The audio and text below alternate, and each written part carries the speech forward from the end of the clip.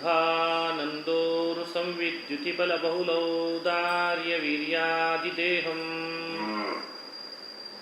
चिन्तासन्तापलेपोद्भवमृतिमुखराशेषदोषातिदूरम्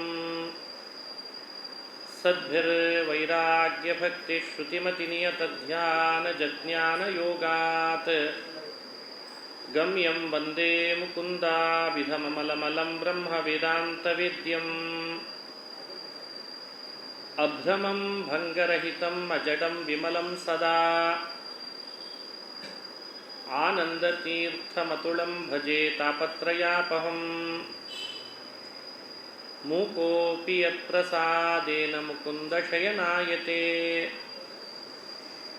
राजराजायते रिक्तो राघवेन्द्रं तमाश्रये आपादमौलिपर्यन्तं गुरूणामाकृतिं स्मरेत् तेन विघ्नाः प्रणश्यन्ति सिद्ध्यन्ति च मनोरथाः. ಶ್ರೀ ಹರಿವಾಯು ಗುರುಗಳ ಚರಣಾರವಿಂದಗಳಲ್ಲಿ ಭಕ್ತಿಪೂರ್ವಕ ಪ್ರಣಾಮಗಳನ್ನು ಅರ್ಪಿಸಿ ಉಪನಿಷತ್ತುಗಳ ಚಿಂತನೆ ಇದರ ಬಗ್ಗೆ ನಿನ್ನೆ ಪ್ರಾರಂಭ ಮಾತ್ರ ಮಾಡಿದ್ದು. ಉಪನಿಷತ್ತುಗಳಲ್ಲಿ ಋಗ್ವೇದಕ್ಕೆ ಸಂಬಂಧಪಟ್ಟ, ಯಜುರ್ವೇದಕ್ಕೆ ಸಂಬಂಧಪಟ್ಟ ಉಪನಿಷತ್ತುಗಳು, ಸಾಮಕ್ಕೆ ಸಂಬಂಧಪಟ್ಟ ಉಪನಿಷತ್ತುಗಳು ಇದ್ದಾವೆ.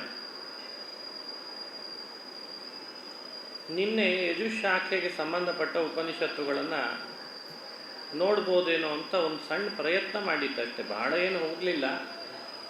ತೈತ್ತರೀಯ ಉಪನಿಷತ್ತು, ಈಶಾವಾಸ್ಯ ಉಪನಿಷತ್ತಿನ ಬಗ್ಗೆ ಒಂದೆರಡು ಮಾತನ್ನು ಹಂಚಿಕೊಂಡದ್ದು.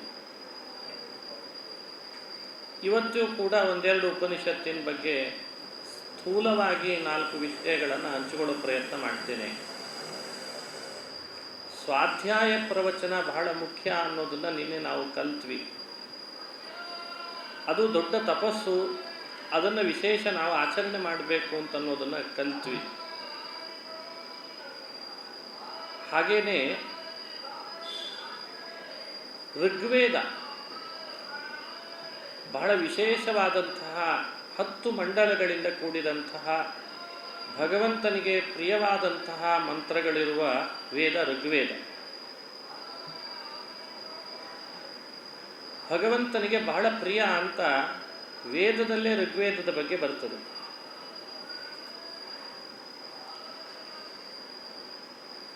ಭಗವಂತನಿಗೆ ಒಂದೊಂದು ವೇದ ಒಂದೊಂದು ಅಂಗಗಳ ರೂಪದಲ್ಲಿದ್ದಾವೆ ಅಂತ ಹೇಳ್ತಾರೆ.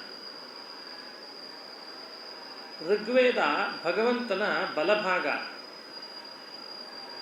ಯಜುರ್ವೇದ ಭಗವಂತನ ಶಿರಸ್ಸಂತೆ, ಸಾಮವೇದ ಭಗವಂತನ ಎಡಭಾಗ. ಹೀಗೆ ವಿಶೇಷವಾಗಿ ಋಗ್ವೇದ, ಯಜುರ್ವೇದ, ಸಾಮವೇದಗಳ ಬಗ್ಗೆ ಬರ್ತದೆ. ತಸ್ಯ ಯಜುರೇವ ಶಿರಃ ಋಗ್ದಕ್ಷಿಣ ಪಕ್ಷಃ ಸಾಮೋತ್ತರ ಪಕ್ಷಃ ಅಂತ ವೇದದಲ್ಲಿ ಬರ್ತದೆ. ಕೆಲವರಿಗೆ ಅನ್ನಿಸ್ತದೆ ನಾವು ಯಜುರ್ವೇದ ಬಹಳ ಶ್ರೇಷ್ಠ, ಅದಕ್ಕಿಂತ ಮಿಗಿಲಾದದ್ದಿಲ್ಲ, ನೀವು ಋಗ್ವೇದ ನೀವು ಸ್ವಲ್ಪ ದೂರ ಇರ್ರಿ ಅಂತ. ಹಾಗೆಲ್ಲ ಇಲ್ಲ. ವೇದದಲ್ಲಿ ಇದು ಶ್ರೇಷ್ಠ, ಇದು ಕನಿಷ್ಠ, ಆ ವೇದದ ಶಾಖೆಯನ್ನು ಅವಲಂಬಿಸೋರು ಬಹಳ ಶ್ರೇಷ್ಠ, ಈ ವೇದದ ಶಾಖೆ ಅವಲಂಬಿಸೋರು ಕನಿಷ್ಠ ಅನ್ನೋ ಭಾವ ಮಾಡಬಾರ್ದು. ಎಲ್ಲವೂ ಅಪೌರುಷೇಯವಾದ ವೇದಗಳೇ. ಅವುಗಳ ಶಾಖೆಗೆ ಅವಲಂಬಿಸಿಕೊಂಡಿರುವ ಉಪನಿಷತ್ತುಗಳು ಕೂಡ ಅಪೌರುಷೇಯವಾದ ಪರಮ ಪ್ರಮಾಣವಾದ ಗ್ರಂಥಗಳೇ. ಹಾಗಾಗಿ ಇದು ಶ್ರೇಷ್ಠ, ಇದು ಕನಿಷ್ಠ ಅನ್ನುವ ವಿಭಾಗ ವೇದದಲ್ಲಿ ಸಲ್ದು. ವಿಭಾಗದ ಉದ್ದೇಶ ಏನು ಹಾಗಾದರೆ ಅಂತ ಕೇಳ್ತಾರೆ ಕೆಲವರು. ಇಷ್ಟು ಉಪನಿಷತ್ತುಗಳ ವಿಭಾಗ, 10 ಉಪನಿಷತ್ತುಗಳು ಅಂತೀರಿ, ವೇದಗಳಲ್ಲಿ ಶಾಖೋಪಶಾಖೆಗಳನ್ನು ಹೇಳ್ತೀರಿ, ಇವುಗಳ ಲಾಭ ಏನು, ಯಾಕೆ ಮಾಡಿದ್ರಿ ಇವನ್ನ ಅಂತ. ಶ್ರೇಷ್ಠ ಕನಿಷ್ಠ ಉದ್ದೇಶ ಇಟ್ಕೊಂಡು ಮಾಡಲಿಲ್ಲ. ತಿಳುವಳಿಕೆ ಮಾಡಿಕೊಳ್ಳಿಕ್ಕೆ ಅರ್ಹತೆ ಕಡಿಮೆ ಇರೋದ್ರಿಂದ ವಿಭಾಗಗಳು ಮಾಡಿದ್ದಂತೆ. ತಿಳುವಳಿಕೆ ಮಾಡಿಕೊಳ್ಳೋ ಜನ್ರೇಷನ್ ಮುಂದೆ ಅದನ್ನು ತಿಳುವಳಿಕೆ ಮಾಡಿಕೊಳ್ಬೇಕಲ್ಲ, ಅವರ ಅರ್ಹತೆ ಕಡಿಮೆ ಆಗ್ತಾ ಬಂದಂಗೆ ವಿಭಾಗಗಳು ಹೆಚ್ಚು ಮಾಡಿಕೊಳ್ಬೇಕಾಯ್ತಂತೆ. ಇವಾಗ ವಿಭಾಗ ಮಾಡಿ ಹೇಳೋದಾಗ ಬೇಗ ಅರ್ಥ ಆಗ್ತದೆ. ಅಖಂಡವಾಗಿ ಒಂದೇ ವೇದ ಅಂತ ಕೊಟ್ಬಿಟ್ರೆ ಅಷ್ಟು ಅದನ್ನು ಓದೋ ಅರ್ಹತೆ ಇಲ್ಲದೆ ಇದ್ದವನು ಗಾಬರಿಯಾಗಿ ದೂರ ಸರಿಬಿಡ್ತಾನೆ. ಅಯ್ಯೋ ಬೇಡ, ಇಷ್ಟೊಂದು ದಿನ ಬೇಡ ಬೇಡ ಬೇಡ ಅಂದ್ಬಿಡ್ತಾನೆ. ಈ ಸಮಸ್ಯೆ ಅರ್ಥಕೊಂಡ್ರು. ವ್ಯಾಸರು ಕೂಡ ಅದಕ್ಕಾಗಿಯೇ ವಿಭಾಗ ಮಾಡಿದರು. ಮೊದಲು ಅಖಂಡವಾದ ವೇದ ರಾಶಿಗಳಿತ್ತಂತೆ, ಅದರೊಳಗೆ 3 ಇತ್ತಂತೆ. ಋಂಗ್ ನಿಗದ ಸಾಮ ಅಂತಿತ್ತಂಥದ್ದು. ಋಂಗ್ ನಿಗದ ಸಾಮಗಳನ್ನೇ ಮುಂದೆ ನಿಗದವೇ ಯಜುರ್ವೇದ ಅಂತ ಇತ್ತಂತೆ. ಅದರೊಳಗೆ ಒಂದಿಷ್ಟು ತೆಗೆದುಕೊಟ್ರಲ್ಲ, ಅದು ಯಜುರು. ಪೂರ್ಣ ನಿಗದ ಕೊಡಲಿಲ್ಲ, ಆಗಲ್ಲ ಎಲ್ರಿಗೆ. ಅದರೊಳಗೆ ಇದ್ದದ್ದನ್ನು ತೆಗೆದ್ರಂತೆ, ಅದು ಋಕ್. ಸಾಮ ಅಂತ ವ್ಯವಸ್ಥೆ ಮಾಡಿದರು. ಈ ರೀತಿ ವೇದಗಳಲ್ಲಿ ವಿಶೇಷವಾದದ್ದು ಋಗ್ವೇದವು ಒಂದು ಸ್ಥಾನ ಪಡೆದುಕೊಂಡಿದೆ. ಆ ಋಗ್ವೇದದ 10 ಮಂಡಲಗಳಿಗೆ ವಿಶೇಷವಾಗಿ ಬೇರೆ ಬೇರೆ ಪ್ರವರ್ತಕ ಋಷಿಗಳು, ಮಂತ್ರದ್ರಷ್ಟಾರರು ಅಂತಿರ್ತಾರೆ. ಶತರ್ಚಿ ಅಂತ ಮೊದಲಾದಂಥ, ಮಾಧುಚ್ಛಂದ ಅಂತ ಎಲ್ಲ ಇದ್ದಾರೆ. ಅವರುಗಳಿಂದ ಪ್ರವೃತ್ತಿಗೊಂಡ ಮಂತ್ರಗಳು ಅವೆಲ್ಲವೂ ಭಗವಂತನನ್ನೇ ಹೇಳಲಿಕ್ಕೆ ಹೊರಟಿರೋವು. ಆದರೆ ನೇರವಾಗಿ ನಾವು ಅವುಗಳನ್ನು ತಿಳಿದುಕೊಳ್ಳಿಕ್ಕೆ ಹೊರಟ್ರೆ ಯಾರೋ ಒಬ್ಬ ಋಷಿ, ಯಾರೋ ಒಬ್ಬ ವ್ಯಕ್ತಿಯಿಂದ ಹೇಳ್ತದೆ ಅಂತ ಮೇಲ್ನೋಟಕ್ಕೆ ಅನ್ನಿಸ್ತದೆ. ಹಾಗಾಗಿ ಬಹಳ ಜನ, ಪ್ರಾಯ ಭಗವತ್ಪಾದರು, ಆನಂದ ತೀರ್ಥ ಭಗವತ್ಪಾದರು ಬರೋಕ್ಕಿಂತ ಮುನ್ನ ತುಂಬ ಜನ ಋಗ್ವೇದಾದಿಗಳನ್ನು ಅರ್ಥೈಸ್ಕೊಳ್ಳಿಕ್ಕೆ ಹೊರಟು ಅದೆಲ್ಲ ಬೇರೆ ಬೇರೆಯವರನ್ನು ಹೇಳ್ತದೆ ಅಂಥೇಳಿ ತಿಳ್ಕೊಂಡವರು ಬಹಳ. ಯಾವಾಗ ಭಗವತ್ಪಾದರು ಬಂದರು, ಆ ಋಕ್ಷಾಖೆಗೆ ಸಂಬಂಧಪಟ್ಟ ಐತರೇಯ ಉಪನಿಷತ್ತಿಗೆ ಒಂದು ಭಾಷ್ಯ ಬರೆದುಕೊಟ್ರು. ಆ ಭಾಷ್ಯದ ಮೂಲಕವಾಗಿ ಋಗ್ವೇದವನ್ನು ಅಧ್ಯಯನ ಮಾಡಲಿಕ್ಕೆ ಶುರು ಮಾಡಿದಾಗ ಎಲ್ಲ ಋಗ್ವೇದದ ಮಾತುಗಳು ಭಗವತ್ಪದ ಅನ್ನೋದನ್ನು ಅರ್ಥ ಮಾಡ್ಕೊಳ್ಳಿಕ್ಕೆ ಬಂತಂತೆ. ಇದು ಐತರೇಯ ಭಾಷ್ಯ ಮಧ್ವಾಚಾರ್ಯರು ನಮಗೆ ಕೊಟ್ಟ ಮೇಲೆ ಆ ಭಾಷ್ಯಕ್ಕೂ ಋಗ್ವೇದಕ್ಕೂ ಇರುವಂಥ ಒಂದು ಆಂತರಿಕವಾದ ಗಟ್ಟಿಯಾದ ಸಂಬಂಧ ತಿಳಿದುಕೊಂಡ ಮೇಲೆ ಇದೆಲ್ಲವೂ ಭಗವಂತನನ್ನೇ ಹೇಳಲಿಕ್ಕೆ ಹೊರಟಿದೆ, ಭಗವಂತನ ಗುಣಗಳನ್ನೇ ತಿಳಿಸ್ಲಿಕ್ಕೆ ಹೊರಟಿದೆ ಅಂತ ಅರ್ಥ ಆಯ್ತಂತೆ. ಹಾಗಾಗಿ ಐತರೇಯ ಉಪನಿಷತ್ತು ಅಂತ ಇತರ ಅಂತ ಒಬ್ಬಳಿದ್ಲು. ಇತರ ದೇವಿಯಲ್ಲಿ ಭಗವಂತ ಅವತಾರ ಮಾಡಿದ. ಅವನಿಗೆ ಮಹಿದಾಸ ಅಂತ ಹೆಸರು. ಮಹಿದಾಸ ಅನ್ನೋ ಆ ಶಬ್ದದ ಅರ್ಥ ಏನು ಅಂದರೆ, ಮಹಿ ಅನ್ನೋ ಶಬ್ದ ಉತ್ಸವ ಯಾವಾಗಲೂ ಮಾಡೋರಿಗೆ ಮಹಿ ಅಂತ ಕರೀತಾರಂತೆ. ಯಾವಾಗಲೂ ಉತ್ಸವ ಮಾಡೋದು, ಯಾವಾಗಲೂ ಉತ್ಸವ, ಯಾವಾಗಲೂ ಒಮ್ಮೊಮ್ಮೆ ಉತ್ಸವ ನಮಗೆಲ್ಲ, ಒಮ್ಮೊಮ್ಮೆ ಹಬ್ಬ, ಒಮ್ಮೊಮ್ಮೆ. ಹಾಗಾಗಿ ನಮಗೆ ಯಾರು ಮಹಿ ಅಂತ ಕರೆಯಲ್ಲ. ಯಾವಾಗಲೂ ಉತ್ಸವ ಭರಿತರು ಯಾರು ಅಂತಂದರೆ ದೇವತೆಗಳಂತ. ಮಹಾಪೂಜಾಯಾಮ್, ಪೂಜಾ ಅನ್ನೋ ಅರ್ಥದಲ್ಲಿ ಮಹಧಾತು. ಉತ್ಸವ ಭರಿತರು, ಸದಾ ಹಬ್ಬ ಆಚರಣೆ ಮಾಡೋರು. ನಾವು ಮಾಡ್ತೇವಾ? ನಮ್ಮಲ್ಲಿ ಹಬ್ಬ ಶಬ್ದ ಇತ್ತೀಚೆಗೆ ಮರ್ತೋಗ್ತಾ ಇದೆ. ಫೆಸ್ಟಿವಲ್ ಅಂದರೆ ಮಾತ್ರ ನೆನಪು ಬರ್ತಾ ಇದೆ. ಆ ಸ್ಥಿತಿಗೆ ನಾವು ತಲುಪಿದ್ದೇವೆ. ಫೆಸ್ಟಿವಲ್ ಅಂದ್ಕೂಡ ಎಲ್ಲರ ಕಿವಿ ನಿಗಿರ್ತದೆ. ದೀಪಾವಳಿ ಅಂತ ಆ ಶಬ್ದ ಇನ್ನೂ ಬದುಕಿದೆ, ಅದು ಯಾಕೆ ಬದುಕಿದೆಯೋ ಗೊತ್ತಿಲ್ಲ. ಮುಂದೆ ಫೆಸ್ಟಿವಲ್ ಅನ್ನಬೇಕು. ಮುಂದೆ ಯುಗಾದಿ ಆ ಶಬ್ದ ಬದುಕಿದೆ, ಮುಂದೆ ಹಬ್ಬ ಅನ್ನಲ್ಲ, ಫೆಸ್ಟಿವಲ್ ಅನ್ನಬೇಕು. ಅದೇ ಲ್ಯಾಂಗ್ವೇಜ್ನಲ್ಲಿ ಅದನ್ನು ಅವಲಂಬಿಸದೆ ಹೋದರೆ ಏನೋ ಒಂಥರ ನಾವು ಕಡಿಮೆ ಅನ್ನೋ ಭಾವ ಶುರುವಾಗಿದೆ ಇತ್ತೀಚೆಗೆ. ವಾಸ್ತವಿಕವಾಗಿ ಸಂಸ್ಕೃತದಲ್ಲಿ ಹಬ್ಬ ಹರಿದಿನಗಳನ್ನು ಮಹೋತ್ಸವ, ಮಹಾ ಅನ್ನೋ ಶಬ್ದವನ್ನು ಹೆಚ್ಚು ಬಳಸ್ತಾರೆ. ಈ ಮಹಾ ಶಬ್ದ ಪೂಜ್ಯ, ಪೂಜನೀಯ, ಉತ್ಸವ, ಹಬ್ಬ ಅನ್ನೋ ಅರ್ಥದಲ್ಲಿ ಬಳಸೋದು. ಲೋಕದಲ್ಲಿ ಅತ್ಯಂತ ಪೂಜ್ಯರು, ಯಾವಾಗಲೂ ಉತ್ಸವಗಳನ್ನು ಆಚರಿಸ್ತಾನೇ ಇರುವವರು, ಹರ್ಷದಿಂದ ಉತ್ಸವದ ಆಚರಣೆಯಲ್ಲೇ ಇರುವವರು ದೇವತೆಗಳಾದ್ದರಿಂದ ಅವರಿಗೆ ಮಹಿನಃ, ದೇವಾಹ ಅಂತ ಹೆಸರು ಬಂತದ್ದು. ಅವರು ಮಹಿ ಅಂತ ಕರೆಸ್ಕೊಂಡ್ರು. ಅವರು ಇವನು ಉಪದೇಶಕ್ಕೆ ಬಂದು ಕೊಡುತ್ತಿದ್ರಂತೆ, ಇತರ ದೇವಿಯ ಮಗನ ಉಪದೇಶಕ್ಕೆ. ಅಂದ್ರೆ ಅವರನ್ನು ಕರೆಸ್ಕೊಂಡು ಕ್ಲಾಸ್ ಮಾಡಿದ, ಬರ್ರಿ ನಿಮ್ಗೆ ಸ್ವಲ್ಪ ಪಾಠ ಮಾಡ್ತೀನಿ ಅಂತ. ಮಾಸಿಗಲ್ಲ ಕ್ಲಾಸು, ದೇವತೆಗಳಿಗೆ ಕ್ಲಾಸ್ ಮಾಡಿದ. ದೇವತೆಗಳು ಬಂದು ಈತನ ಬಳಿಯಲ್ಲಿ ಉಪದೇಶ ಪಡಿಸ್ಕೊಂಡ್ರು, ಜ್ಞಾನವಂತರಾದರು. ಇವನಿಗೆ ಹೆಸರು ಅನ್ವರ್ಥಕ ಆಯಿತು. ಮಹಿನಃ ದೇವಾಹ ಯಸ್ಯ ದಾಸಾಹ ಸಹ ಮಹಿದಾಸಃ ಅಂತಾಯ್ತಂತೆ.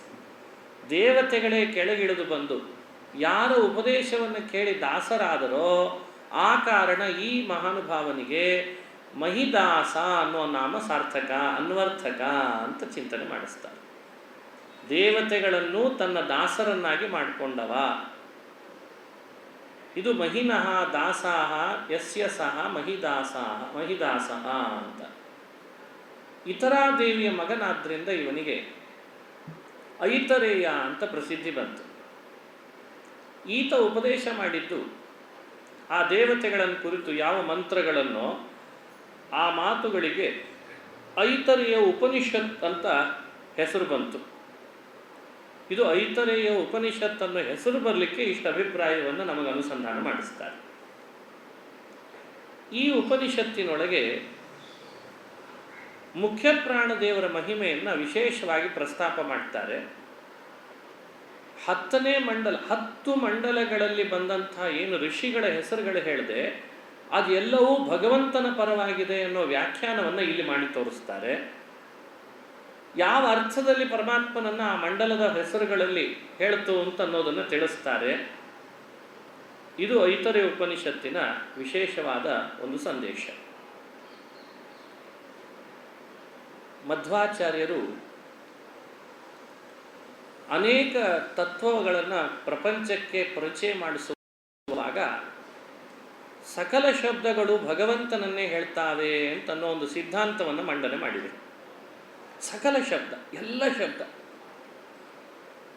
ನದಿ ಹರಿದಾಗ ಒಂದು ಶಬ್ದ ಬರ್ತದೆ, ಸಮುದ್ರದ ಭೋರ್ಗರತದಲ್ಲಿ ಒಂದು ಶಬ್ದ ಬರ್ತದೆ, ಹಲ್ಲಿ ಏನಾದರೂ ಲೊಚ್ಚಿಗುಟ್ಟುವಾಗ ಒಂದು ಶಬ್ದ ಬರ್ತದೆ, ಯಾವುದಾದ್ರೂ ದೊಡ್ಡ ವಾದ್ಯವನ್ನು ನೀವು ಇನ್ಸ್ಟ್ರೂಮೆಂಟ್ಸನ್ನು ನುಡಿಸಿದಾಗ ಬಾರಿಸಿದಾಗ ಶಬ್ದ ಬರ್ತದೆ.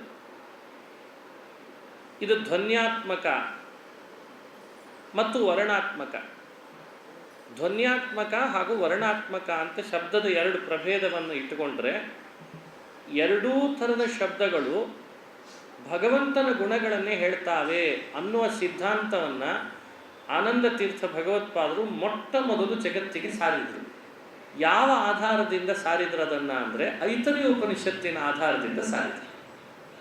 ಹಾಗಾಗಿ ಐತರೇಯ ಉಪನಿಷತ್ತು ಒಂದನ್ನು ಚೆನ್ನಾಗಿ ನಾವು ಅಧ್ಯಯನ ಮಾಡಿದರೆ ಎಲ್ಲ ಶಬ್ದಗಳು ಭಗವಂತನ ಗುಣವನ್ನು ಹೇಗೆ ಹೇಳ್ತದೆ ಅನ್ನೋದು ಅರ್ಥ ಇರುತ್ತೆ. ಇದು ಇದರ ರಹಸ್ಯ. ನಾದ, ಬಿಂದು, ಘೋಷ, ಶಾಂತ, ಅತಿಶಾಂತ ಎಲ್ಲ ಭಗವದ್ವಾಚಕಗಳೇ ಅಂತ. ಇದು ಐತರೇಯ ಉಪನಿಷತ್ತಿನಿಂದ ನಾವು ತಿಳಿಬೇಕಾದ ಸಂದೇಶ. ಆಶ್ಚರ್ಯ ಆಗ್ತದೆ ನಮಗೆ ಈ ಉಪನಿಷತ್ತಿನ ಭಾಷ್ಯ, ಈ ಉಪನಿಷತ್ತಿನ ರಹಸ್ಯಗಳನ್ನು ತಿಳ್ಕೊಳ್ತಾ ಹೋದಾಗೆ ನಮ್ಮ ಕಲ್ಪನೆಯೂ ಇಲ್ಲ ಅದು. ಅದೇಗೆ ಸಾಧ್ಯ, ಇದೇಗೆ ಸಾಧ್ಯ ಅಂತ ವಾದ ಮಾಡೋರು ನಾವು. ಇದು ಒಂದು ರೂಟ್ ಹೇಳ್ಕೊಡ್ತದೆ. ನಾನು ಪೂರ್ಣ ಬಿಡಿಸ್ತಾ ಇಲ್ಲ, ರೂಟ್ ಮಾತ್ರ ಹೇಳ್ಕೊಟ್ಟದ್ದನ್ನು ಸಂಕ್ಷಿಪ್ತವಾಗಿ ನಿಮ್ಮ ಮುಂದೆ ಹಂಚಿಕೊಡ್ತೇನೆ.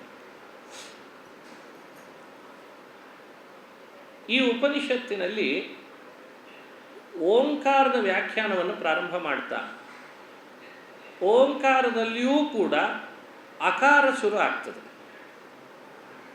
ಓಂಕಾರದ ಅಕ್ಷರಗಳು ಒಟ್ಟು 3 ಅಂತ ಪ್ರಾರಂಭದಲ್ಲಿ ಹೇಳೋದಾದರೆ ಅದರಲ್ಲಿ ಅ ಮೊದಲು, ಉ ಆಮೇಲೆ, ಮ ಆಮೇಲೆ, ಇನ್ನು ಉಳಿದದ್ದು ಒಳಗಡೆ ಸೇರಿಕೊಂಡಿದೆ. ಒಟ್ಟು ಓಂ ಅಂದರೆ 8. ಅ, ಉ, ಮ, ನಾದ, ಬಿಂದು, ಘೋಷ, ಶಾಂತ, ಅತಿಶಾಂತ ಅಂತ. ಬಿಂದು, ಘೋಷ, ಶಾಂತ, ಅತಿಶಾಂತದ ಬಗ್ಗೆ ವಿವರಣೆ ಆಮೇಲೆ ನೋಡೋಣ. ಅ, ಉ, ಮ ಮೊದಲು ಅದರದ ಅಭಿಪ್ರಾಯ ತಿಳಿದುಕೊಂಡಿರೋಣ. ಅ ಅಂದರೆ ವಿಲಕ್ಷಣ ಅಂತ ಅರ್ಥ, ಯಾವುದೂ ಅಲ್ಲ, ಅದನ್ನು ಅ ಅಂತ ಕರೀತಾರೆ. ಅದು ನಿಷೇಧವಾಚಕ ಶಬ್ದ. ಅ ದೇವರು ಏನು? ಅ ದೇವರು ಅ ಯಾಕೆ? ಯಾವುದೂ ಅಲ್ಲ, ಅದಕ್ಕೆ ಅ. ಒಂದು ತಾನಲ್ಲ ಅಂತಾರಲ್ಲ ಒಬ್ಬ ಹಿರಿಯರು. ನದಿನ ಅಲ್ಲ, ಸಮುದ್ರನ ಅಲ್ಲ, ಆಕಾಶ ಅಲ್ಲ, ಭೂಮಿ ಅಲ್ಲ, ವಾಯು ಅಲ್ಲ, ಮತ್ತೇನು? ಯಾವುದೂ ಅವನಲ್ಲ, ಅವನೇ ಪ್ರಕೃತಿ ಅಲ್ಲ, ಪ್ರಕೃತಿ ದೇವರಲ್ಲ, ಪ್ರಕೃತಿಯ ಗುಣಗಳು ಸಾತ್ವಿಕ ರಾಜಸ ತಾಮಸ ಅದು ಅಲ್ಲ, ಮಹತ್ತತ್ವ ಅಲ್ಲ, ಪಂಚಭೂತಗಳು ಅಲ್ಲ, ಯಾವುದು ಮತ್ತೆ? ಯಾವುದು ತಾನಲ್ಲ, ಅವನೇ ಕೆಲವರು ಅಲ್ಲ ಅಂತಂದದ್ದು ಇದೆ ದೇವರನ್ನ. ಆದರೆ ಈ ಅಲ್ಲ ಬೇರೆ. ಅನ್ನೋ ಶಬ್ದ ಅಷ್ಟು ಅರ್ಥದಲ್ಲಿ ಕೊಡ್ತೀವಿ. ಎಲ್ಲರಿಗಿಂತಲೂ ಅತ್ಯಂತ ವಿಲಕ್ಷಣ. ಇದು ನಿಮಗೆ ಅರ್ಥೈಸ್ಕೊಳ್ಳಿಕ್ಕೆ ಕಠಿಣ ಆಗಲಿಲ್ಲ ತಾನೆ? ಎಷ್ಟು ಚೆನ್ನಾಗಿದೆ ಈ ಶಬ್ದ. ಎಲ್ಲದಕ್ಕಿಂತಲೂ ವಿಲಕ್ಷಣ. ಎಲ್ಲರಿಗಿಂತಲೂ ಉತ್ತಮ. ಎಲ್ಲರಿಗೂ ತಿಳುವಳಿಕೆಗೆ ಅರ್ಹ. ಅಂದರೆ ಮೇಯ. ಅಂದರೆ ಉತ್ತಮ. ಅಂದರೆ ವಿಲಕ್ಷಣ. ಓಂ ಅಂತ ಆಯ್ತಂತೆ. ಇದು ಓಂಕಾರದ ಅರ್ಥ. ಹೀಗೆ ಇದನ್ನು ಅನುಸಂಧಾನ ಮಾಡಿ ಇದಕ್ಕೆ ಇನ್ನೇನೇ ಅರ್ಥ ಮಾಡೋದಾದರೂ ಇದರ ಅಧೀನವಾಗೇ ಮಾಡಬೇಕೇ ಹೊರತು ಇದನ್ನು ಬಿಟ್ಟು ಅರ್ಥ ಮಾಡಲಿಕ್ಕಿಲ್ಲ. ಅದನ್ನು ವಿಲಕ್ಷಣ, ಉತ್ತಮ, ಮೇಯ ಜ್ಞೇಯ, ಪ್ರಮಾಣದಿಂದ ತಿಳಿಲಿಕ್ಕೆ ಯೋಗ್ಯ. ಯತಿಗಳಾದವರಿಗೆ ಓಂಕಾರವನ್ನು ಜಪಿಸಲಿಕ್ಕೆ ಅರ್ಹತೆ ಇದೆ. ಅದು ಮಂತ್ರವಾಗೋದು ಎಡಬಲದಲ್ಲಿ 2 ಬಾರಿ ಓಂಕಾರ ಸೇರಿದರೆ. ಎಡಬಲದಲ್ಲಿ 2 ಬಾರಿ ಓಂಕಾರ, ಮಧ್ಯದಲ್ಲಿ 1 ಓಂಕಾರ, ಒಟ್ಟು 3 ಓಂಕಾರ ಒಂದು ಸಲ ಹೇಳಿದರೆ ಒಂದು ಮಂತ್ರ ಆಯಿತು. ಅದಕ್ಕೆ ಪ್ರಣವ ಮಂತ್ರ ಅಂತ ಕರೀತಾರೆ. ಇದು ಮಂತ್ರ ನಿಷ್ಪತ್ತಿಯ ಕ್ರಮ. ಮೊದಲೊಂದು ಓಂ, ಓಂ, ಕೊನೆಗೆ ಓಂ, ಓಂ ಓಂ ಓಂ. ಇದು ಮಂತ್ರ. 1 ಬಾರಿ ಪ್ರಣವ ಮಂತ್ರವನ್ನು ಜಪಿಸೋದು ಅಂದರೆ ಈ ರೀತಿ ಜಪಿಸ್ಲಿಕ್ಕೆ ಹೇಳ್ಕೊಡ್ತಾರೆ ಹಿರಿಯರು. ಇದರದ್ದೇ ಅರ್ಹತೆ ಇದ್ದವ್ರು ಮಾತ್ರ ಇದನ್ನು ಹೆಚ್ಚು ಜಪಿಸಬೇಕು. ಇದಕ್ಕೆ ಅರ್ಥ ವಿಸ್ತಾರ ಮುಂದುವರೆದ ಭಾಗ ನೋಡಿರಿ. ಉಪನಿಷತ್ ಭಾಷ್ಯಗಳು ನಮಗೆ ಈ ಚಿಂತನೆ ಕೊಡ್ತಾರೆ. ಇದೊಂದು ಸೂಜಿ ಇದ್ದ ಹಾಗೆ. ಈ ಸೂಜಿಯಲ್ಲಿ ಎಷ್ಟೋ ಮುತ್ತನ್ನ ಜೋಡಿಸ್ತಾ ಬರ್ತಾರಲ್ಲ, ಹಾಗೆ ಈ ಓಂ ಅನ್ನೋ ಸೂಜಿಯಲ್ಲಿ ಎಲ್ಲ ಜೋಡಿಸಿದ್ದಂತೆ. ಏನೇನು ಜೋಡಿಸಿದ್ರು ಅಂತ ಒಂದು ಪಟ್ಟಿ ಹೇಳ್ತೀನಿ, ನೀವು ನೆನಪಿಟ್ಟುಕೊಳ್ಬೋದು. ಅಂದರೆ ಐತರೇಯ ಉಪನಿಷತ್ತಿನ ಒಂದು ಭಾಗವೇ ನಮ್ಮ ಬುದ್ಧಿಯಲ್ಲಿ ಬಂದ ಹಾಗೆ ಲೆಕ್ಕ. ಈ 3 ಮತ್ತೆ 3 ವ್ಯಾಖ್ಯಾನ ಮಾಡಲಿಕ್ಕೆ ಬಂತಂತೆ. ಈ 3 ಮುಂದೆ 3 ವ್ಯಾಖ್ಯಾನ ಮಾಡಿತು. ಮಾನ ಅದನ್ನು ವ್ಯಾಖ್ಯಾನ ಮಾಡಿದ್ಯಾವುದು? ಭೂಹು ಭುವಃ ಸ್ವಃ. ಭೂಹು ಭುವಃ ಸ್ವಃ, ಅದು 3 ಇದೆ. ಅದನ್ನು ಹಿರಿಯರು ಏನು ಕರೀತಾರೆ? ವ್ಯಾಹೃತಿ ಅಂತ ಕರೀತಾರೆ. ವ್ಯಾಹೃತಿ ಅಂತ ಇವತ್ತೇನು ಕೇಳ್ತೇವೆ, ವ್ಯಾಹೃತಿ ಮಂತ್ರ ಅಂತ ಪ್ರಸಿದ್ಧಿ. ಭೂರ್ಭುವಸ್ವಃ ತತ್ಸವಿತುರ್ವರೇಣ್ಯಂ ಭರ್ಗೋ ದೇವಸ್ಯ ಧೀಮಹಿ ಧಿಯೋ ಯೋ ನಃ ಪ್ರಚೋದಯಾತ್. ಇದು ಪೂರ್ಣ ಗಾಯತ್ರಿ. ಇದು ವಿಶ್ವಾಮಿತ್ರ ಗಾಯತ್ರಿ. ತತ್ಸವಿತುರ್ವರೇಣ್ಯಂ ಅಂತ ಪ್ರಾರಂಭ ಆಗಿ ಧಿಯೋ ಯೋ ನಃ ಪ್ರಚೋದಯಾತ್ ಅಂದರೆ ಅದು ಬ್ರಹ್ಮ ಗಾಯತ್ರಿ. ಬ್ರಹ್ಮ ಗಾಯತ್ರಿ ಬೇರೆ, ವಿಶ್ವಾಮಿತ್ರ ಗಾಯತ್ರಿ ಬೇರೆ. ವಿಶ್ವಾಮಿತ್ರ ಗಾಯತ್ರಿ ಅಂದರೆ ವ್ಯಾಹೃತಿ ಸಹಿತವಾಗಿ ಉಚ್ಚರಿಸುವಾಗ 5 ಸ್ತರಗಳಲ್ಲಿ ನಿಲ್ಲಿಸಿ ಹೇಳಿದರೆ ಅದು ವಿಶ್ವಾಮಿತ್ರ ಗಾಯತ್ರಿ. ಪಂಚಶೀರ್ಷ ಉಪನಯನೇ ವಿನಿಯೋಗ ಅಂತ ದಿನ ಸಂಧ್ಯಾ ವಂದನೆಯಲ್ಲಿ ಹೇಳ್ತೇವೆ. ಪಂಚಶೀರ್ಷ ಅಂದರೆ 5 ಕಡೆಯಲ್ಲಿ ಅದನ್ನು ನಿಲ್ಲಿಸಿಯೇ ಹೇಳಬೇಕು. ಭಗವತ್ಪಾದರು ಅದನ್ನು ನಿರ್ಣಯಿಸಿಕೊಟ್ರು ನಮಗೆ. ವಿಶ್ವಾಮಿತ್ರಸ್ತು ಸಂಧ್ಯರ್ಥೆ ತದನ್ಯತ್ರತು. ವಿಶ್ವಾಮಿತ್ರ ಗಾಯತ್ರಿ ಅದು ಸಂಧ್ಯಾ ವಂದನೆಗೆ ಮಾತ್ರ ಮೀಸಲಂತೆ. ತದನ್ಯತ್ರ ಅದು ಬಿಟ್ಟು ಉಳಿದು ಎಲ್ಲ ಕಡೆಯಲ್ಲೂ ಕೂಡ ಬ್ರಹ್ಮ ಗಾಯತ್ರಿಯನ್ನೇ ಹೇಳಬೇಕಂತ. ಊಟಕ್ಕೆ ಕೂಡಬೇಕು, ಅನ್ನವನ್ನು ಅಭಿಮಂತ್ರಿಸಲಿಕ್ಕೆ ಗಾಯತ್ರಿ ಅಭಿಮಂತ್ರ್ಯ ಅಂತಂತಾರೆ. ಭೂರ್ಭುವಸ್ವಹ ಅಂತ ಶುರು ಮಾಡಬಾರ್ದು, ಅಪರಾಧ ಆಗ್ತದೆ. ಕೇವಲ ತತ್ಸವಿತುರ್ವರೇಣ್ಯಂ ಅಂತ ಬ್ರಹ್ಮಗಾಯತ್ರಿಯಿಂದ ಅಭಿಮಂತ್ರಣ ಮಾಡಬೇಕು. ಅನೇಕ ಮಂತ್ರಗಳಲ್ಲಿ ಗಾಯತ್ರಿಯನ್ನೇ ಸೇರಿಸಿಬಿಡ್ತಾರೆ, ಅನೇಕ ವಿಧಿಗಳಲ್ಲಿ. ಗಾಯತ್ರ್ಯ ಪ್ರೋಕ್ಷ, ಗಾಯತ್ರ್ಯ ಪ್ರೋಕ್ಷ ಅಂದರೆ ಗಾಯತ್ರಿ ಮಂತ್ರ ವಿಶ್ವಾಮಿತ್ರ ಹೇಳಬಾರ್ದು. ಪ್ರೋಕ್ಷಣೆಗೆ ಗಾಯತ್ರಿ ಉಪಯೋಗಿಸ್ಬೇಕಲ್ವ, ನೈವೇದ್ಯಕ್ಕಿಂತ ಪೂರ್ವದಲ್ಲಿ ತತ್ಸವಿತುರ್ವರೇಣ್ಯಂ ಅಂತ ಅಷ್ಟೇ ಗಾಯತ್ರಿ ಮಂತ್ರ ಅಂದರೆ ಬ್ರಹ್ಮಗಾಯತ್ರಿಯನ್ನೇ ಹೇಳಬೇಕು ಅಂತ ನಿಯಮ ಇದೆ. ಇದೆಲ್ಲ ಭಗವತ್ಪಾದರು ನಮಗೆ ಚಿಂತನೆ ಮಾಡಿಕೊಟ್ಟದ್ದು. ಪ್ರಕೃತ ಆ ಭೂರ್ಭುವ ಸ್ವಹ ಅಂತೇನು ವಿಶ್ವಾಮಿತ್ರ ಗಾಯತ್ರಿಯ ಪೂರ್ವದಲ್ಲಿ ನಮಗೆ ಪರಿಚಯ ಇರ್ತದೆ ಅಂತ ಅದನ್ನು ತಗೊಂಡು ಹೇಳ್ತಿದ್ದೇನೆ.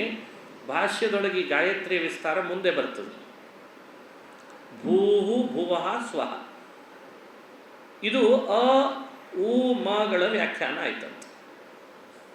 ಭೂಹು ಜಗತ್ತನ್ನು ಉತ್ಪತ್ತಿ ಮಾಡುವವ, ಭೂಸತ್ತಾಯ ಜಗದುತ್ಪಾದಕ.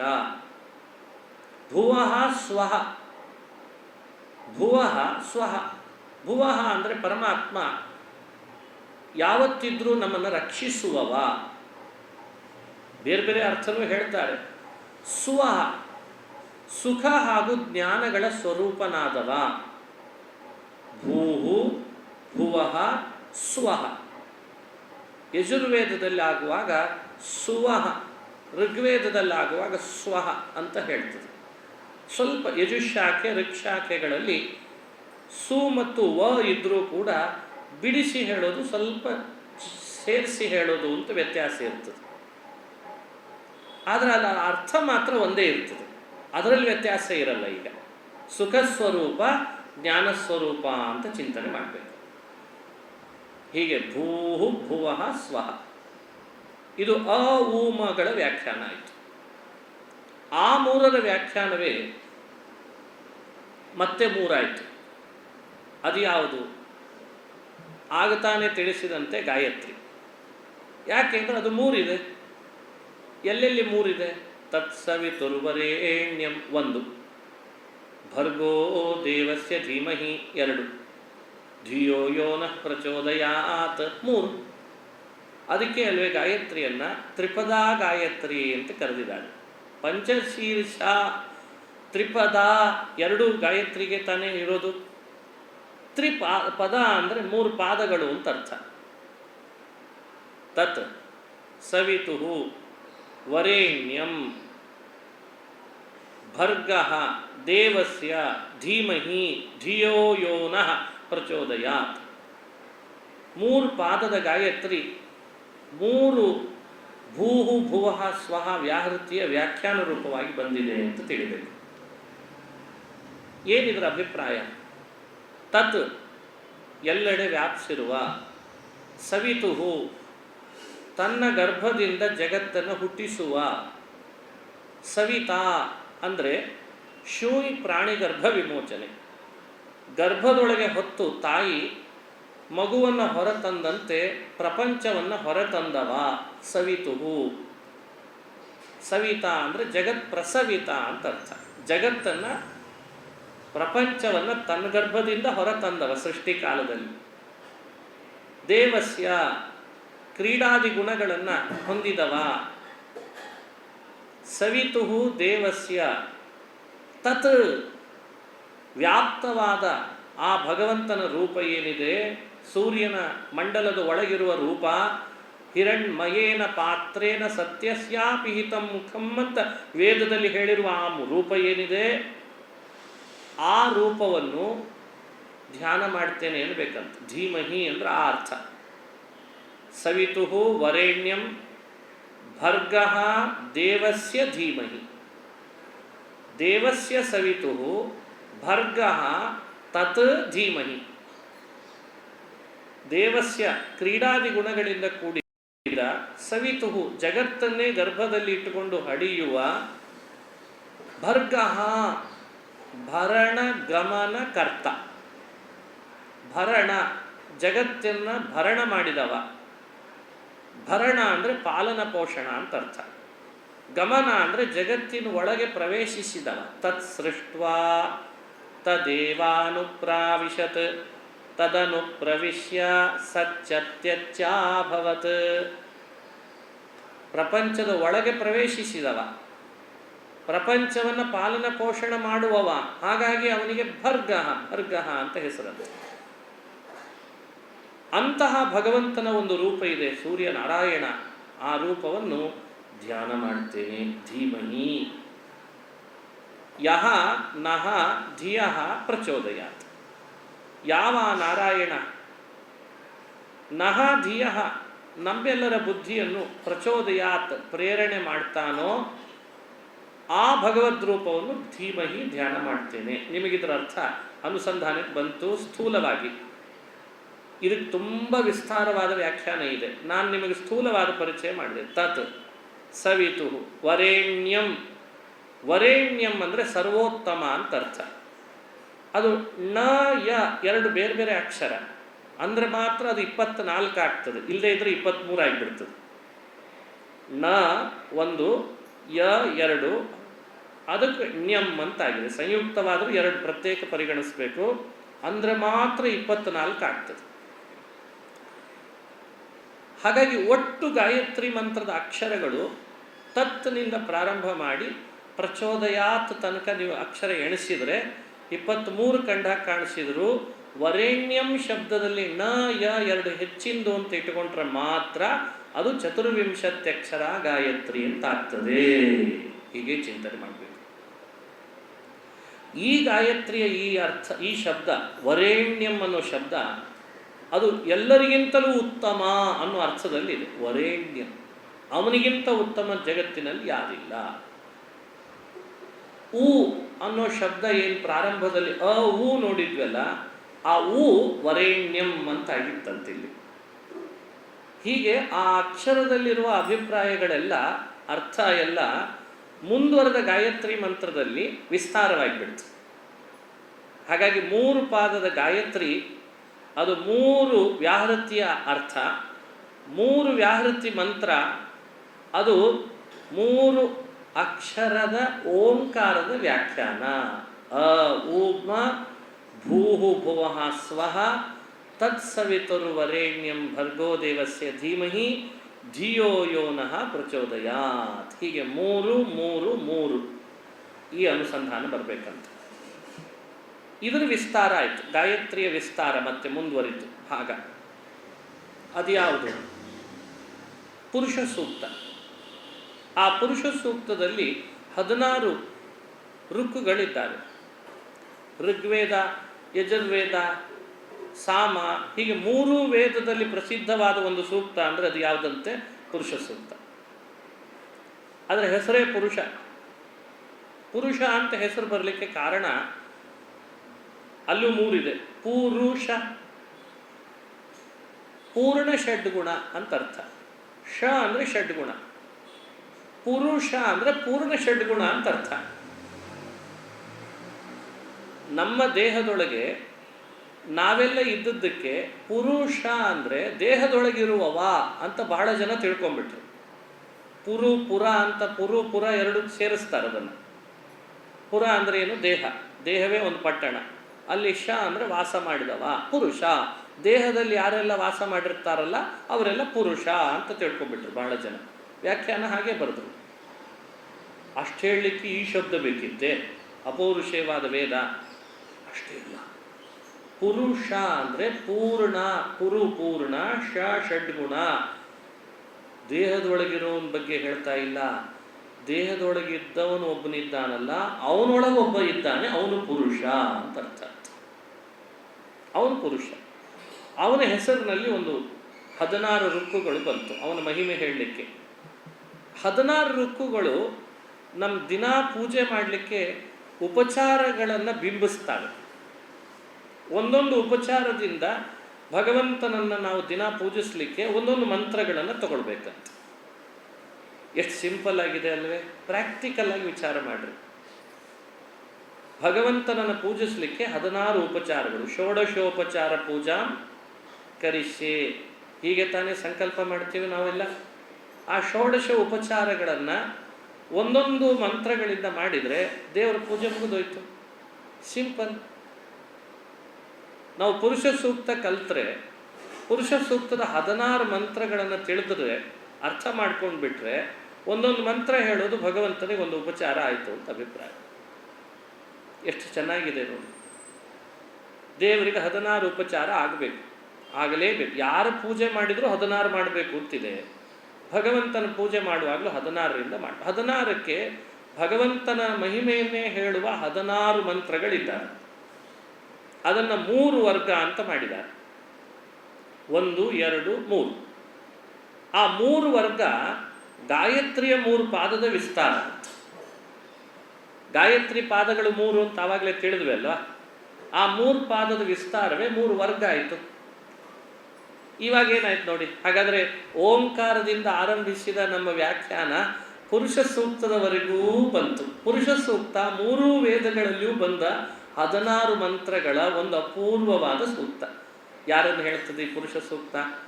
ಅದರ ಸಾರ ಏನು? ಪುರುಷ ಸೂಕ್ತದ ನಿಜ ಸಾರ ಏನು ಅಂತ ತಿಳಿಬೇಕಲ್ಲ. ಸಾರ ಏನು ಅಂತ ಪುರುಷ ಸೂಕ್ತದಲ್ಲಿ ಯೋಚಿಸಿದರೆ ಅದರ ಪ್ರಾರಂಭ ಮತ್ತು ಕೊನೆಯನ್ನು ನೋಡಿ, ಮಧ್ಯದಲ್ಲಿ ಏನಿದೆ ಅಂತ ನೋಡಿಬಿಡಿ, ಅರ್ಥ ಆಗಿಬಿಡ್ತದೆ. ನೋಡಿ, ಒಂದು ವೇದವನ್ನು ಇದರ ಸಾರ, ಇದರ ಜಿಸ್ತು, ಇದು ಯಾರನ್ನು ಹೇಳಲಿಕ್ಕೆ ಹೊರಟಿದೆ, ಇದನ್ನು ನಾವು ಹೇಗೆ ಅರ್ಥೈಸ್ಕೊಳ್ಬೇಕು, ಅದಕ್ಕೊಂದು ನ್ಯಾಕ್ ಹೇಳಿದರು. ಪ್ರಾರಂಭದಲ್ಲಿ, ಕೊನೆಯಲ್ಲಿ, ಮಧ್ಯದಲ್ಲಿ ಯಾರ ಬಗ್ಗೆ ಹೆಚ್ಚು ಅಲ್ಲಿ ಬರ್ತದೋ ಆ ಟೋಟಲ್ ಸೂಕ್ತ ಅವನ ಬಗ್ಗೆ ಅಂತ ಡಿಸೈಡ್ ಮಾಡಿ ಅಂತಂದ್ರು. ಇಲ್ಲಿ ನೋಡಿ, ಒಂದು ಹಂತ ನಮಗೆ ಹೇಳಿಕೊಟ್ಟದ್ದು. ಇಡೀ ವೇದವನ್ನು ವ್ಯಾಖ್ಯಾನಿಸಲಿಕ್ಕೆ ಈ ನ್ಯಾಕನ್ನು ಯೂಸ್ ಮಾಡ್ತೀವಿ. ಪ್ರಾರಂಭದಲ್ಲಿ ಯಾರ ಬಗ್ಗೆ ಬಂತು? ಸಹಸ್ರ ಶೀರ್ಷ ಪುರುಷ ಸಹಸ್ರಾಕ್ಷ ಸಹಸ್ರಪಾತ್ ಪ್ರಾರಂಭ ಆಯಿತು. ಕೊನೆಯಲ್ಲಿ ಏನು ಮುಕ್ತಾಯ ಆಗುವಾಗ ಯಜ್ಞೇನ ಯಜ್ಞಮಯಜಂತ ದೇವಾ ತಾನಿ ಧರ್ಮಾಣಿ ಪ್ರಥಮಾನ್ಯಾಸನ್.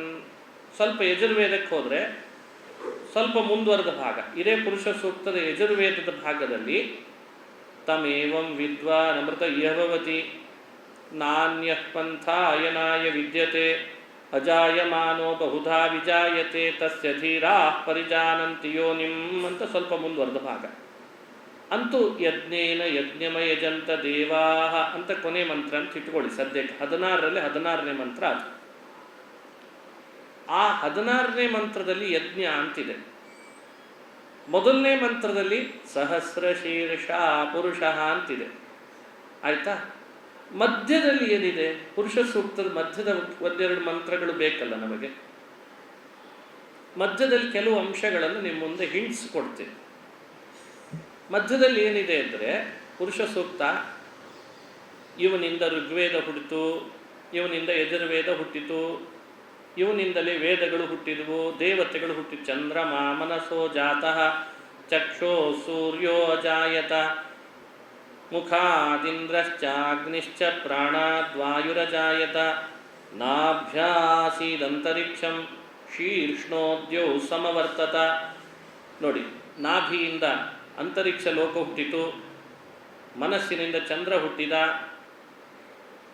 ಚಂದ್ರಮ ಮನಸೋ ಜಾತಃ ಚಕ್ಷೋ ಸೂರ್ಯೋ ಅಜಾಯತ, ಕಣ್ಣಿನಿಂದ ಸೂರ್ಯ ಹುಟ್ಟಿದ. ಎಲ್ಲ ಅರ್ಥ ಆಗ್ತದೆ. ಏನು ನಿಮಗೇನು ಕಠಿಣ ಅಂತ ಅನಿಸ್ತಾ ಇಲ್ಲ ಈಗಿದು. ಹೀಗೆ ಮಧ್ಯ ಮಧ್ಯದಲ್ಲಿ ಬರುವ ಕೆಲವು ಆ ಮಾತುಗಳನ್ನು ನೀವು ನೋಡಿದರೆ ಸೃಷ್ಟಿಯನ್ನು ಹೇಳ್ತದೆ. ಸೃಷ್ಟಿಯನ್ನು, ದೇವತೆಗಳ ಲೋಕಗಳ ಸೃಷ್ಟಿಯನ್ನು ಹೇಳ್ತದೆ. ಇದು ತಾನೇ ಮಧ್ಯದ ಭಾಗ ನಾವೀಗ ನೋಡ್ತಾ ಇರೋದಿಲ್ಲಿ. ಇನ್ನೊಂದು ಚೂರು ಮುಂದೆ ಬಂದರೆ ಆ ಋತುಗಳನ್ನು ಒಂದೊಂದನ್ನಾಗಿ ಮಾಡಿ ಒಂದು ಯಜ್ಞ ನಡೀತು ಅಂತ ಹೇಳ್ತದೆ. ಅದೊಂದು ಆಧ್ಯಾತ್ಮಿಕವಾದ ಯಜ್ಞ. ವಸಂತ ಅಂತ ಒಂದು ಋತು. ಋತುಗಳು ಎಷ್ಟು ಅಂತ ಪರಿಚಯ ಇದೆ? 6. 6ರಲ್ಲಿ 5 ವೇದದ ಭಾಷೆಯಲ್ಲಿ. 6 ಋತುಗಳಲ್ಲಿ ಈಗ ನಡೀತಾ ಇರುವ ಋತು ಯಾವುದು? ಹೇಮಂತ. ಮುಂದೆ ಬರುವ ಋತು ಯಾವುದು? ಈ ಶಿಶಿರ ಹೇಮಂತಗಳನ್ನು ಹೆಚ್ಚು ಬದಲಾಯಿಸುವ ಅವಶ್ಯಕತೆ ಇಲ್ಲ, 2ರಲ್ಲೂ ಚಳಿ ಇರ್ತದೆ ಅಂತ ವೇದದ ಭಾಷೆ 5 ಋತುಗಳು ಅಂತ ಮಾಡ್ತೀವಿ. ಹಾಗಾಗಿ ವೇದದಲ್ಲಿ ಪಂಚವೈ ಋತವಃ, ವೇದದ ಭಾಷೆ ಲ್ಯಾಂಗ್ವೇಜನ್ನು ಅರ್ಥೈಸ್ಕೊಳ್ಳುವಾಗ ಇದೊಂದು ಸೂಕ್ಷ್ಮ ಇರ್ತದೆ ಸ್ವಲ್ಪ. ನಮ್ಮ ಅನುಭವಕ್ಕೆ ಬರ್ತಾ ಇರುವಂತೆ 6 ಋತುಗಳು ಇದ್ದರೂ ಕೂಡ ಚಳಿಯ ಸಾಮ್ಯ 2ರಲ್ಲೂ ಹೆಚ್ಚಿದ್ದಾಗ ಋತು 1 ಮಾಡಿದರೆ ಸಾಕು ಅಂತ ಅದನ್ನು ವ್ಯವಸ್ಥೆ ಮಾಡಿಕೊಳ್ತು ವೇದ. ಅಂತೂ 5 ಋತುಗಳಲ್ಲಿ ಒಂದು ಋತು ತುಪ್ಪ ಆಯ್ತಂತೆ, ಒಂದು ಋತು ಕಟ್ಟಿಗೆ ಆಯಿತು, ಇನ್ನೊಂದು ಋತು ಸಮಿತ್ತಾಯಿತು. ಅಂತೂ ಈ ಋತುಚಕ್ರ ಕಾಲಚಕ್ರದಂತೆ ಇದು ಒಂದು ಋತುಚಕ್ರ. ಅದರಲ್ಲಿ ಮತ್ತೆ ಕಾಲ ಅನ್ನೋದು ಒಂದು ಯಜ್ಞದ ಸಾಮಗ್ರಿಯಲ್ಲಿ ಒಂದು ಆಹುತಿ ಹಾಕ್ಲಿಕ್ಕೆ ಬೇಕಾದ ಕುಂಡವಾಯಿತು. ಪಶುಪತಿ ಅವನನ್ನು ಪಶುಪತಿಯನ್ನು ಪಶು ಮಾಡಿಕೊಂಡ್ರಂತೆ ಒಂದು ಆಧ್ಯಾತ್ಮಿಕವಾದ ಯಜ್ಞ ಮಾಡಿ ಪುರುಷನಾಮಕ ಶ್ರೀಹರಿಗೆ ಸಮರ್ಪಣೆ ಮಾಡಿದರು ಅಂತ ಈ ವಿಷಯ ಪ್ರಸ್ತಾಪ ಆಗ್ತದೆ. ಇದು ಪುರುಷ ಸೂಕ್ತದಲ್ಲಿ ಬರೋ ಒಂದು ಆಧ್ಯಾತ್ಮಿಕ ಯಜ್ಞದ ಘಟ್ಟ. ನೆನಪಿಟ್ಟುಕೊಳ್ಬೇಕಿದೆ. ವಸಂತೋಸ್ಯಾಸೀದಾಜ್ಯಂ ಗ್ರೀಷ್ಮ ಯುದ್ಮ ಶರದ್ಧವಿ. ವಸಂತ ಆಜ್ಯಮಾಸೀತ್, ವಸಂತ ಋತುವನ್ನು ತುಪ್ಪ ಮಾಡಿಕೊಂಡ್ರಂತೆ ಬ್ರಹ್ಮದೇವರು. ಗ್ರೀಷ್ಮ ಋತು ಇದ್ಮ ಬರ್ಹಿಸಿ ಅಂತ ಪೌರೋಹಿತ್ಯದಲ್ಲಿ ಕೇಳ್ತಿರ್ತೀವಿ ಶಬ್ದ. ಇದ್ಮ ಆಯ್ತಂತೆ. ಗ್ರೀಷ್ಮ ಯುದ್ಮ ಶರದ್ಧವಿ, ಶರದ್ ಋತು ಹವಿಸ್ಸಾಯ್ತಂತೆ. ಶರದ್ಧವಿಹಿ ಅಂತ ಉಪನಿಷತ್ ವೇದನೆ ಹೇಳ್ಬಿಡ್ತದೆ ನೋಡಿ. ವಸಂತೋಸ್ಯಾಸೀದಾಜ್ಯಂ ಗ್ರೀಷ್ಮ ಯುದ್ಮ ಶರದ್ಧವಿಹಿ. ನೋಡಿ, ಇಂಥವುಗಳನ್ನು ಯಜ್ಞಕ್ಕೆ ಬೇಕಾಗುವ ಯಾವೆಲ್ಲ ಸಾಮಗ್ರಿಗಳಿವೆ ಅದನ್ನೆಲ್ಲ ಋತುಗಳಲ್ಲಿ ಪರಿಚಯಿಸಿ ವೇದ ಹೇಳ್ತದೆ. ಇಂಥ ಒಂದು ಆಧ್ಯಾತ್ಮಿಕ ಯಜ್ಞವನ್ನು ಬ್ರಹ್ಮದೇವರು ನಡೆಸಿದರೂ ಉದ್ದೇಶ ನಾನು ನಡೆಸಿದರೆ ನನ್ನನ್ನು ನೋಡುವ ದೇವತೆಗಳು ನಡೆಸ್ತಾರೆ ಅಂತ ಅವರು ನಡೆಸಿದರು. ನೋಡಿ, ಅವರು ಆಧ್ಯಾತ್ಮಿಕ ಯಜ್ಞ ನಡೆಸಿದ ಮೇಲೆ ಅದು ಮಾರ್ಗದರ್ಶನ ಆಯಿತು. ಹಾಗಾಗಿ ದೇವತೆಗಳು ಕೂಡ ತಾವು ಆಧ್ಯಾತ್ಮಿಕ ಯಜ್ಞವನ್ನು ಹೀಗೆ ನಡೆಸಬೇಕು ಅಂತ ಮನವರಿಕೆ ಮಾಡಿಕೊಂಡು ಅವರೂ ನಡೆಸಿದರು ಅಂತ ಕೊನೆಗೊಳ್ತಾ ಯಜ್ಞೇನ ಯಜ್ಞಮ ಯಜಂತ ದೇವಾಹ ತಾನಿ ಧರ್ಮಾಣಿ ಪ್ರಥಮಾನ್ಯಾಸನ್ ಅಂತ ಮುಕ್ತಾಯ ಆಗ್ತದೆ. ಇಲ್ಲಿ ಯಜ್ಞ ಅಂದ್ರೆ ಯಾರು? ಯಜ್ಞೇನ ಯಜ್ಞಂ ಅಯಜಂತ ದೇವಾಹ. ಯಜ್ಞ ಶಬ್ದ ಆಗ್ಬಿಟ್ಟಿದೆ. ಯಜ್ಞ ಶಬ್ದ ನಾವು ನೀವು ಎಲ್ಲಿ ಕೇಳ್ತೇವೆ? ಹೆಚ್ಚು ಪ್ರಸಿದ್ಧಿ. ಇವತ್ತು ದಿನ ನಾವು ಯಜ್ಞ ಶಬ್ದವನ್ನು ಸಹಸ್ರನಾಮ ಹೇಳುವಾಗ ಕೊನೆಗೆ ಕೇಳ್ತೇವೆ. ಪುರುಷ ಸೂಕ್ತದಲ್ಲೂ ಕೊನೆಗೆ ಬಂದಿದೆ. ಯಜ್ಞೋ ಯಜ್ಞಪತಿರ್ಯಜ್ವಾ ಯಜ್ಞಾಂಗೋ ಯಜ್ಞ ಎಲ್ಲ ಬಂತ ಇಲ್ಲಿ ಶಬ್ದ ಅಲ್ಲಿ. ಯಜ್ಞವಾಹನ ಯಜ್ಞಭೃತ್ ಯಜ್ಞಕೃತ್ ಯಜ್ಞಿ ಯಜ್ಞಭೃತ್ ಯಜ್ಞ ಸಾಧನ. ಯಜ್ಞೋ ಭಗವಂತನ ನಾಮ. ಸಹಸ್ರನಾಮಗಳಲ್ಲಿ ಒಂದು ಭಗವಂತನ ನಾಮ ಯಜ್ಞ. ಯಜ್ಞೇನ ಯಜ್ಞಮ ಯಜಂತ ಅನ್ನೋಲ್ಲಿ ಯಜ್ಞಂ ಅಂದರೆ ಭಗವಂತ ಅಂತ ಅರ್ಥ, ವಿಷ್ಣು. ಅದು ಬೇರೆಯವರನ್ನು ಹೇಳಲಿಕ್ಕೆ ಚಾನ್ಸೇ ಇಲ್ಲ. ಯಜ್ಞ ಶಬ್ದ ವಿಷ್ಣು ಅಂತ ಅರ್ಥ. ಯಾಕೆ ಯಜ್ಞ ಅಂದರೆ ವಿಷ್ಣು? ಯಜ್ಞೋ ವೈ ವಿಷ್ಣು ಅಂತ ವೇದದಲ್ಲೇ ಬಂದ್ಬಿಟ್ಟಿದೆ. ಯಜ್ಞ ಶಬ್ದ ವಿಷ್ಣುನನ್ನೇ ಹೇಳ್ತದೆ, ಬೇರೆಯವರನ್ನೇ ಹೇಳಲ್ಲ. ವೇದದಲ್ಲೇ ವ್ಯಾಖ್ಯಾನ ಆಗಿಬಿಟ್ಟಿದೆ. ಇನ್ನೂ ಸ್ವಲ್ಪ ಬಿಡಿಸಿದರೆ ಯಜ್ಞ ಶಬ್ದವನ್ನು ಯದಸ್ತಿ ತತ್ಸರ್ವಂ ಜಾನಾತೀತಿ ಯಜ್ಞ.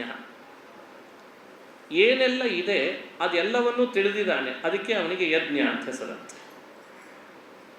ಏನೆಲ್ಲ ಇದೆ ಎಲ್ಲ ತಿಳಿದಿದ್ದಾನೆ. ಸರ್ವಜ್ಞ ಅಂತ ಕೇಳ್ತೇವಲ್ವ, ಅದರ ಅರ್ಥ ಏನು? ಸರ್ವಂ ಜಾನಾತಿ, ಎಲ್ಲವನ್ನೂ ತಿಳಿದಿದ್ದಾನೆ ಅನ್ನೋ ಅರ್ಥದಲ್ಲೇ ಸರ್ವಜ್ಞ ಅಲ್ವೇ? ಹಾಗೆ ಯದಸ್ತಿ ತತ್ಸರ್ವಂ ಜಾನಾತಿ ತಸ್ಮಾತ್ ಯಜ್ಞ ಅಂತಾರೆ ಹಿರಿಯರು. ಏನದ ಎಲ್ಲ ಗೊತ್ತಿದೆ ಅವನಿಗೆ. ಅವನಿಗೆ ಗೊತ್ತಿಲ್ಲದ್ದೇ ಇಲ್ಲ, ಅವನಿಗೆ ಗೊತ್ತಿಲ್ಲದ್ದಿಲ್ಲೇ ಇಲ್ಲ, ಎಲ್ಲ ಗೊತ್ತಿದೆ. ಅದಕ್ಕೆ ಅವನಿಗೆ ಯಜ್ಞ.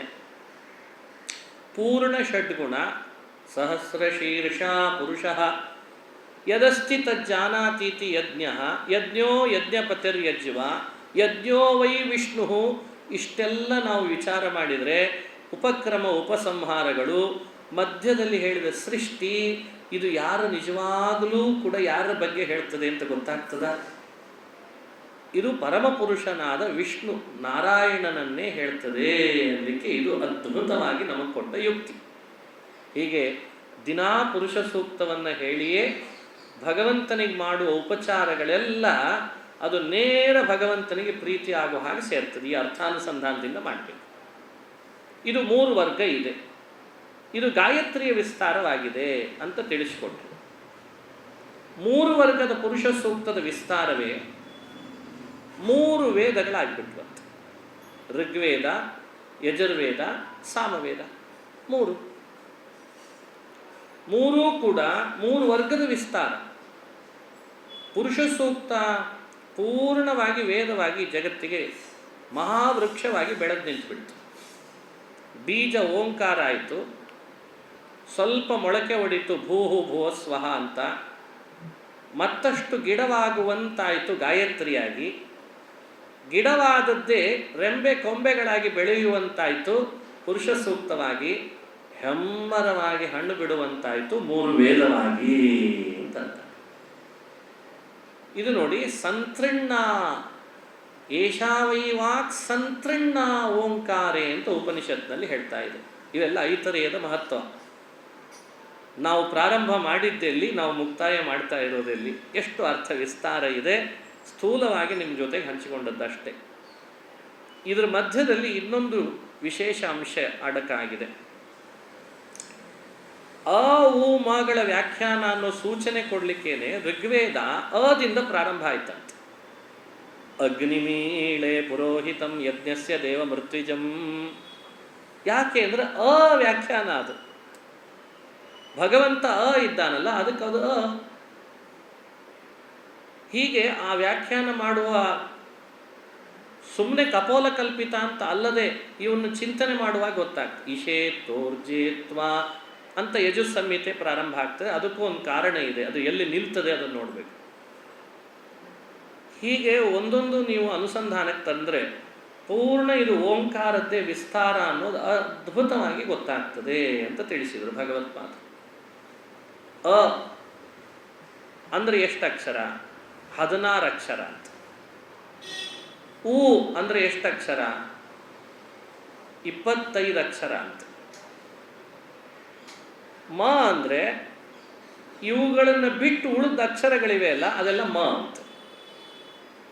ನಿಮಗೆ ಅನುಸಂಧಾನಕ್ಕೆ ಬರ್ಬೋದು ಈ ರೀತಿ ಹೇಳಿದರೆ. ಈಗ ಅ ಇಂಗ್ಲೀಷ್ನಲ್ಲಿ ಓವೆಲ್ಸ್ ಅಂತ ಕರಿತೀವಿ, ಸಂಸ್ಕೃತದಲ್ಲಿ ಸ್ವರಾಕ್ಷರ. ಅ ಅಂದರೆ ಸ್ವರಾಕ್ಷರ, ಅದರದ್ದು ಗುಂಪು ಅ. ಉ ಅಂದರೆ ವರ್ಗೀಯ ವ್ಯಂಜನ. ಕ ಚ ಟ ತ ಪ. ಕ ಚ ಟ ತ ಪ ಇದೆಲ್ಲ ಉ. ಮ ಅಂದರೆ ಯದಿಂದ ಆರಂಭ ಮಾಡಿ ಕ್ಷ ತನಕ. ಇದಿಷ್ಟೂ ಕೂಡ ಅ ಉ ಮದ ವ್ಯಾಖ್ಯಾನ ಅಂತ. ಅ ಉ ಮದಿಂದ ಜಗತ್ತಿಗೆ ವ್ಯಕ್ತ ಆಯ್ತಂತ ಇವೆಲ್ಲವೂ ಅಂತ ನಮಗಿದನ್ನು ವ್ಯಾಖ್ಯಾನ ಮಾಡಿ ಹೇಳ್ತಾ ಇದ್ದಾರೆ ಹಿರಿಯರು. ಅ ಅಂದಾಗ ಆಹಾ ತನಕ ನಾವು ಚಿಂತನೆ ಮಾಡಬೇಕು. ಒಟ್ಟು ಎಷ್ಟಾಯಿತು ಅಕ್ಷರಗಳು ಅಂದರೆ 51 ಆಯ್ತಂತೆ.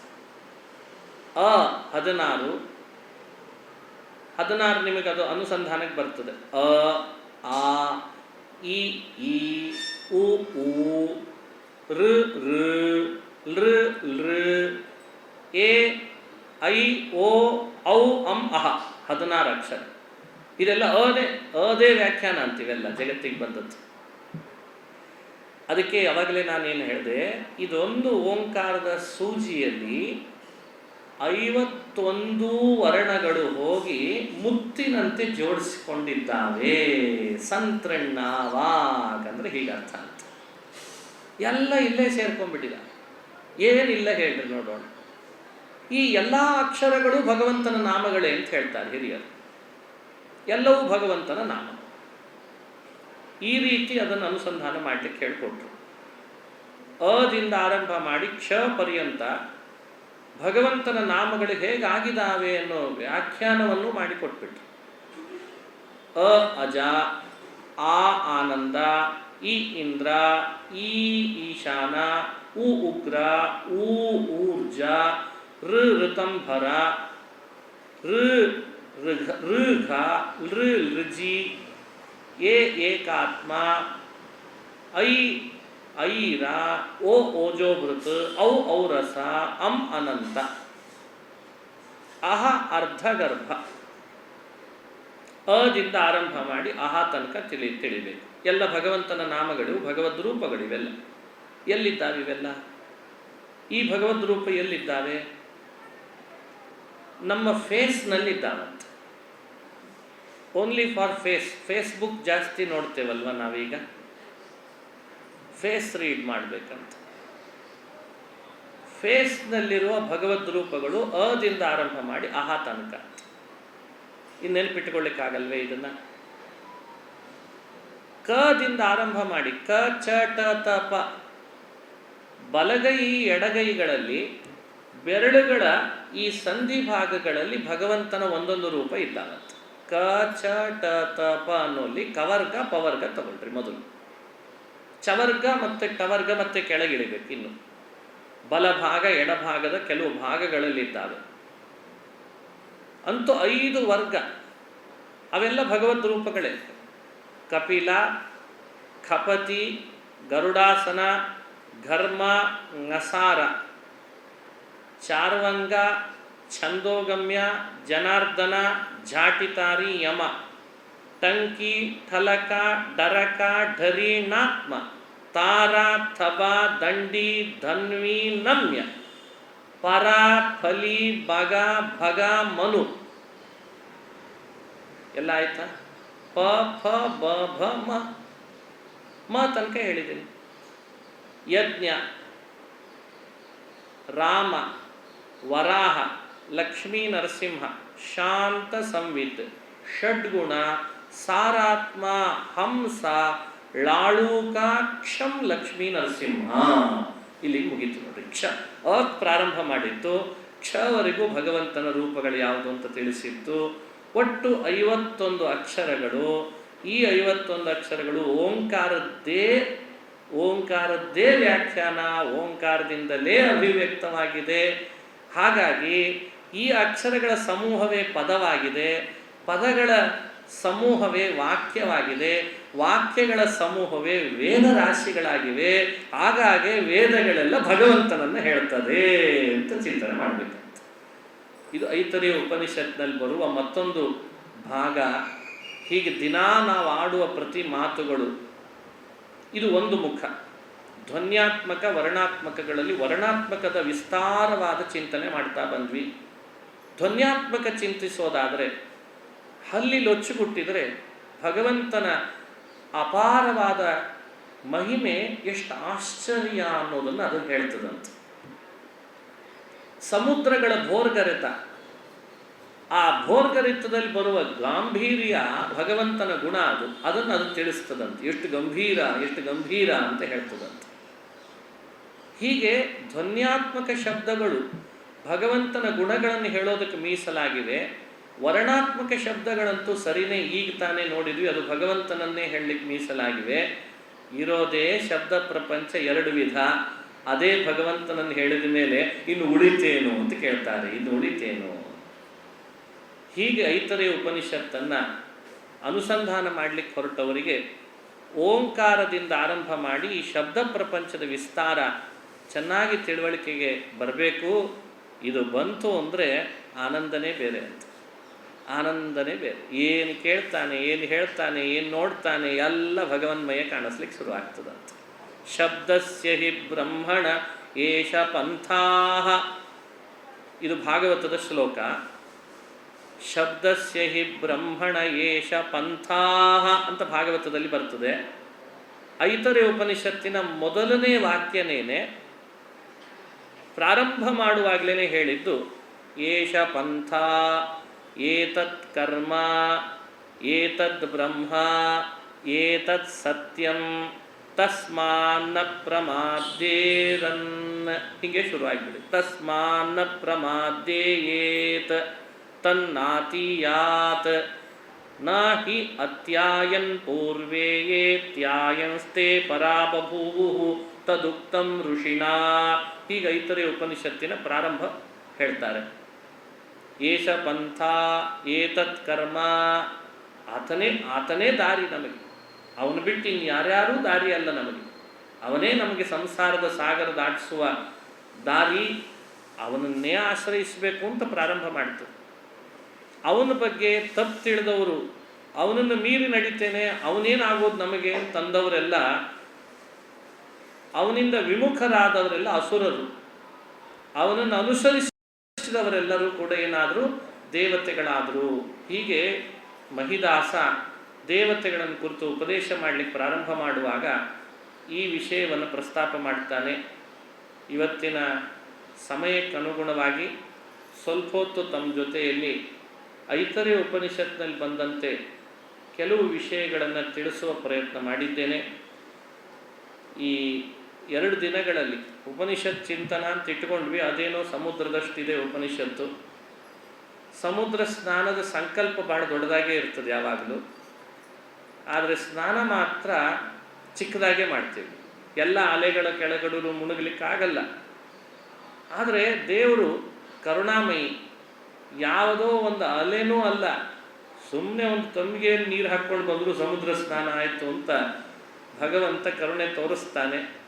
ಹಾಗೆ ಉಪನಿಷತ್ತಿನ ಸಮುದ್ರದ ಅಲೆಗಳ 1-2 ಹನಿಗಳನ್ನು ಮಾತ್ರ ನಾವು ಸಿಡಿಸ್ಕೊಂಡು ಸಮುದ್ರ ಸ್ನಾನ ಮಾಡಿದಂತಾಗಿದೆ ಅಂತ ಭಾವಿಸಿ, ರಾಮ್ ಪ್ರಸಾದ್ ಅವರ ಮನೆ ಒಳಗೆ ಗೋವಿನ ಸನ್ನಿಧಾನದಲ್ಲಿ ಅನ್ಬೇಕು ಇವಾಗೆಲ್ಲ, ಗೋವಿನ ಸನ್ನಿಧಾನದಲ್ಲಿ ವಿಶೇಷವಾಗಿ 2 ದಿನ ಉಪನಿಷತ್ತಿನ ಗೋವಿನ ಪ್ರವಚನ ಆಗಿದೆ.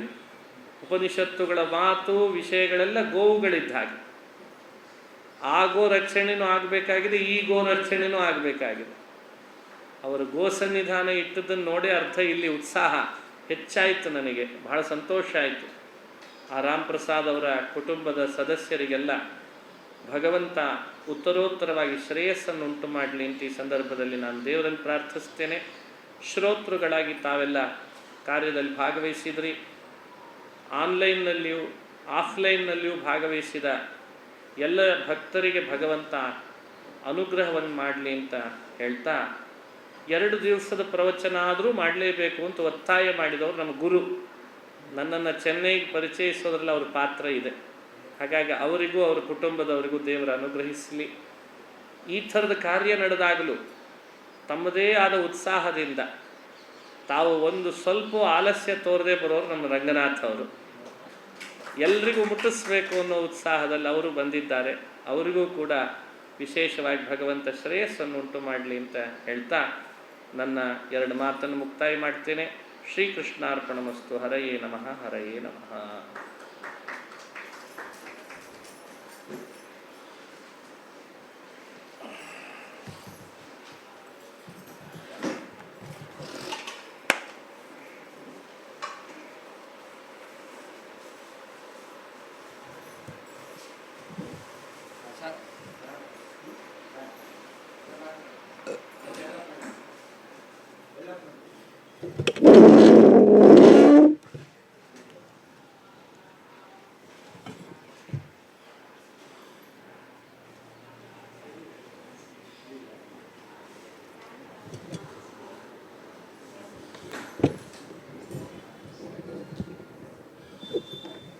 ಇದನ್ನು ಕೆಳಗಿಡ್ಬೋದಾ?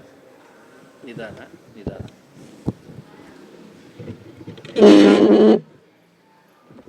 ಇದನ್ನು ಕೊಟ್ಬಿಡ್ರಿ ಅವರಿಗೆ. ವಿಶ್ವಾಯ ನಮಃ. ವಿಶ್ವ ವಿಶ್ವ ವಿಶ್ವ.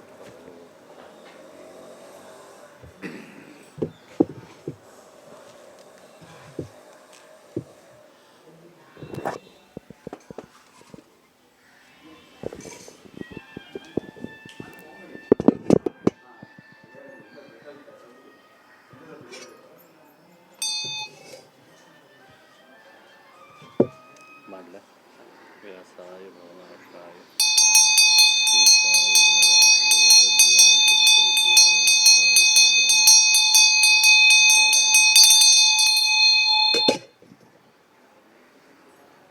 ತಗೊಳ್ರಿ ತಗೊಳ್ರಿ.